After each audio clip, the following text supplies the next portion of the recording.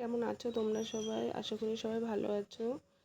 আজ কোথায় যাচ্ছি তোমাদের সাথে একটু শেয়ার করছি, দেখতে থাকো। আর কেমন লাগলো ভিডিওটা একটু কমেন্ট করে জানিও। আজ আমরা যাচ্ছি আসামের কামাখ্যা দেবীর মন্দিরে। তোমরা অনেকেই গেছো, আবার অনেকেই যাওনি। যারা যাওনি তারা এসে পুজো দিয়ে যেও। দেখো, মা, কাকি, ভাই, বোন, আমার ছেলে, এদের সবাইকে নিয়ে চলে এসেছি। এরা সবাই খুবই টায়ার্ড বসে আছে, কারণ অনেকটাই আমাদের হেঁটে আসতে হয়েছে। পাহাড়ে অনেকটাই উঁচুতেই মন্দিরটা।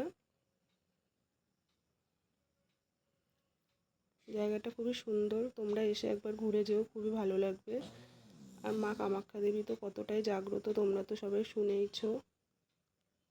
আমরা সেদিন এসেছিলাম ঠিকই, কিন্তু আমরা সেদিন পুজো দিতে পারিনি, কারণ এখানে এখন টিকিট সিস্টেম করেছে।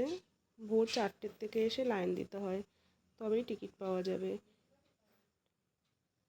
তোমরা এখানে 500 টাকার লাইনেও পুজো দিতে পারো, আবার 1000 টাকার লাইনেও পুজো দিতে পারো, আবার জেনারেল লাইনও আছে। এই পুকুরটাতে পা ধুয়ে তবেই মায়ের কাছে প্রবেশ করতে হয়। তোমরা চাইলে আবার এখানে স্নানও করতে পারো, এখানে অনেকে স্নানও করে।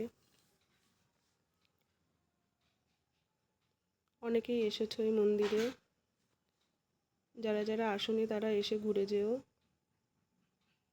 আমরা সেদিন পুজো দিতে পারিনি, তাই মনে খুবই কষ্ট হয়েছিল। তাই আমরা বাড়ি ফিরে যাচ্ছি। পরের দিন এসে আবার আমাদের লাইন দিতে হবে 4টের সময়। এটা দেখেছো, এটা হচ্ছে ব্রহ্মপুত্র নদ। আমরা আবার 4টের সময় এসে লাইনে দিলাম। দেখো কত মানুষ এসে বসে রয়েছে মাকে একটু দর্শন করার জন্য। আমরা 4টের থেকে লাইনে দাঁড়িয়েছি, বিকেল 5টার সময় আমরা প্রবেশ করতে পেরেছি মায়ের কাছে। পুজো দেওয়া শেষ হয়ে গেল আমাদের। এবার এখানে একটু মোমবাতি, ধূপকাঠিগুলো জ্বালিয়ে দিলাম।